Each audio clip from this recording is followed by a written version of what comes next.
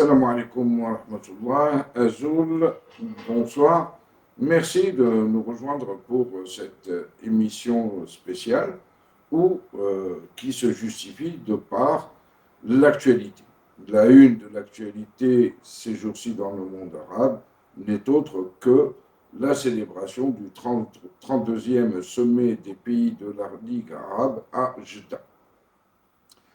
Un sommet de la Ligue arabe qui vient à peine quelques mois après un autre sommet arabe qui s'était déroulé à Alger le 1er novembre dernier.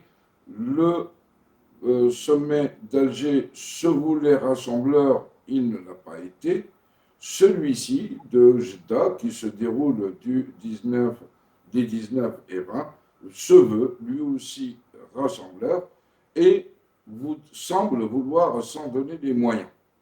Donc, pour traiter de ce sujet, nous avons avec nous M. Driss Aissaoui, depuis la capitale marocaine Rabat. M. Driss Aissaoui, analyste politique. M. Driss Aissaoui, bonsoir. Bonsoir, cher ami. Alors, qu'est-ce qu'on peut...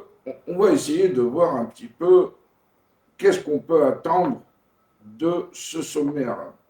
Il y a plusieurs tensions dans le monde arabe. Nous avons la crise du Soudan, un conflit armé, pratiquement une guerre civile entre l'armée régulière et la force de soutien rapide.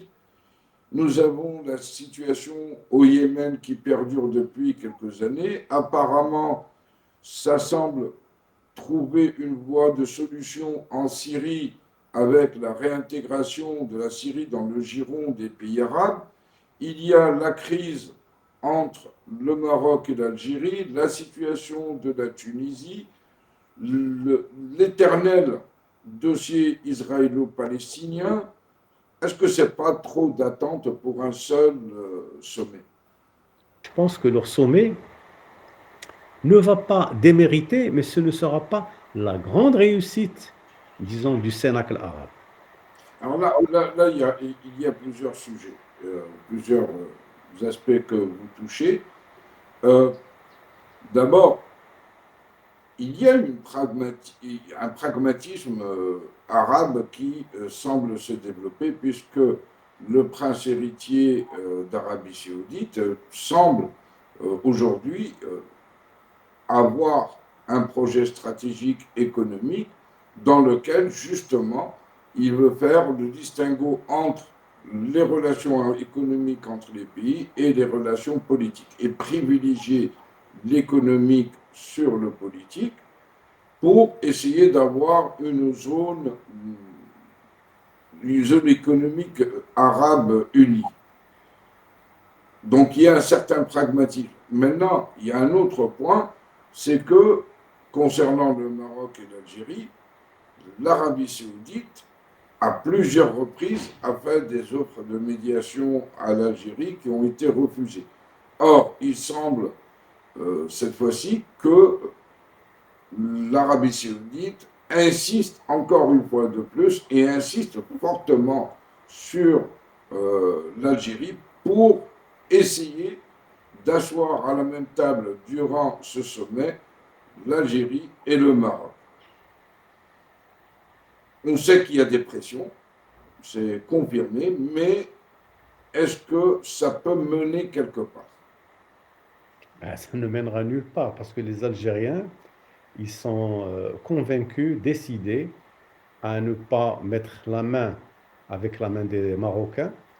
Ils ont un ennemi unique. L'ennemi unique, c'est le Maroc, c'est le royaume du Maroc. Tout ce qui est monarchie, pour eux, c'est le Maroc. Et pour eux, le Maroc est un pays qui est, disons, véritablement régressif en termes d'évolution.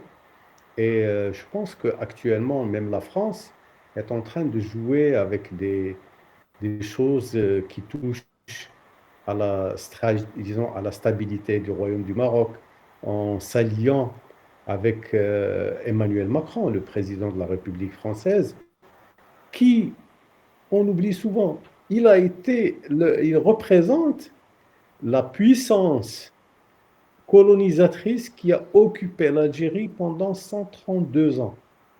C'est énorme. Alors, ce que la France a fait en Algérie est innommable. Les militaires algériens, ce sont des gens qui ont été formés dans les rangs, dans les petites écoles militaires françaises. Et aujourd'hui, sont ceux qui occupent des postes de commandement au niveau de l'armée algérienne. Et tous ceux qui ont la capacité de dire des choses autres que celles dont on parle ici, ils sont éliminés, ils sont passés à la trappe et on ne peut pas dire qu'avec l'Algérie, on va pouvoir faire quelque chose. Alors maintenant, il reste d'autres choses pour l'Arabie saoudite. Même s'ils font pression sur l'Algérie pour s'asseoir autour d'une table avec les Marocains, ça va être compliqué, très, très compliqué. Parce que les Marocains ont essayé de le faire, et d'ailleurs, c'est une demande officielle, solennelle du roi du Maroc à l'adresse de l'Algérie. Jamais, jamais, jamais les demandes du roi Mohamed VI ont été accueillies avec amitié, ni avec...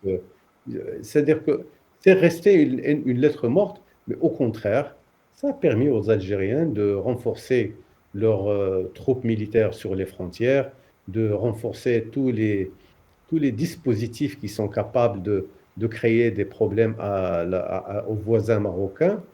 Et il y a aussi le fait que l'Algérie est liée par disons, des courants de pensée, on va dire non pas salafistes, mais avec l'Iran, en ce qui concerne l'acquisition de drones qu'ils veulent mettre à la disposition du Polisario. Et ça, c'est quand même quelque chose d'extraordinaire. Qu'est-ce qu'il y a à dire ici? Nous sommes en train de parler d'un pays, c'est-à-dire l'Algérie, qui ne veut pas discuter avec le Royaume du Maroc. Il considère qu'avec le Maroc, il n'y a rien à faire. Alors, la même problématique, on est en train de parler Maroc-Algérie, vous pouvez le faire pour disons, pour le Yémen, vous pouvez le faire pour la Syrie, vous pouvez le faire pour les pays autres que, par exemple, l'Égypte, etc. Ce sont tous des pays qui ont des problèmes en Algérie. Et tant que nous n'oublions pas, l'Algérie, c'est un très grand pays. Et la France, quand elle a occupé l'Algérie, elle a mis la main sur tous les territoires qui étaient en sa possession, considérant que l'Algérie, c'est la deuxième France. Mais les choses ont évolué de telle sorte à ce que l'Algérie soit libérée. Alors souvent, les Algériens passent sous silence le fait que leur libération a été obtenue grâce à qui? Grâce à ceux qui étaient installés à Oujda, dans la frontière proche de l'Algérie, à ceux qui étaient installés en Tunisie et qui ont pris les armes, ils ont lutté. Oui? Donc, si je comprends bien, ok, l'Algérie, en refusant toute reprise de relations avec le Maroc, en refusant de facto les bons offices saoudiens, ne risque-t-elle pas de se placer en porte-à-faux et de se présenter de facto comme étant le grand obstacle à un projet stratégique, économique, intégrateur dans le monde arabe? Et à ce titre-là, ne risque-t-elle pas de s'aliéner les principaux pays du monde arabe et d'en payer les frais? Écoute, c'est une situation à laquelle les Algériens sont habitués. Ce n'est pas la première fois que les pays arabes ont dénoncé son attitude. Ce n'est pas la première fois, même dans leur sommet, le sommet qui s'est déroulé chez eux, à Alger, les pays arabes n'ont pas été d'accord avec l'Algérie. Il y a beaucoup de responsables arabes qui n'ont pas assisté à ce sommet et qui ont préféré rester ailleurs. Il y a le roi de Jordanie qui n'a fait son voyage officiel qu'après que le sommet se soit tenu à Alger. Donc, les Algériens, j'ai l'impression que, vous savez, c'est un pays qui a de l'argent, qui est riche et qui a profité justement de cette conjoncture économique importante pour les pays pétroliers. Ils, euh, ils gagnent de l'argent, ils ont un problème de management de leur richesse. Leur pays est géré au pifomètre et on ne sait pas comment ils font pour s'en sortir. Et le problème, ce n'est pas le problème d'être bon ou mauvais avec les Marocains, parce qu'en fait, quand vous regardez un peu le profil des opposants algériens, mais il y a beaucoup de gens qui ont eu ou qui ont occupé des postes de responsabilité dans les affaires étrangères au niveau de tous les ministères et qui ont choisi de partir ailleurs. Pourquoi? Parce que les Algériens, à l'intérieur de l'Algérie, sont dangereux. Et même quand ils ne sont pas chez eux, à l'extérieur, ils ont des possibilités. Avec un certain nombre de pays corrompus, il faut dire les mots tels qu'on les ressent, il y a des pays corrompus qui leur donnent la possibilité de poursuivre des citoyens algériens opposants au système algérien, pour les poursuivre, pour les ramener en Algérie, pour disons, les mettre véritablement dans, dans des situations on ne peut plus graves et qui n'est pas du tout souhaitable que l'on puisse en parler maintenant. Mais le fait que l'Algérie ne laisse pas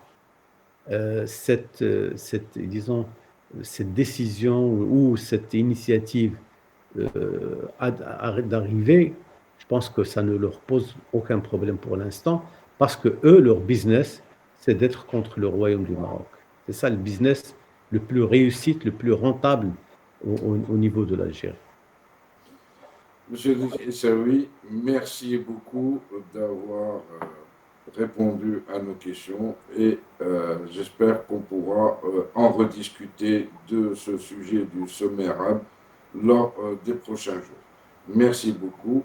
Merci à vous de nous avoir suivis et à une prochaine émission. Salam alaikum. Salam alaikum.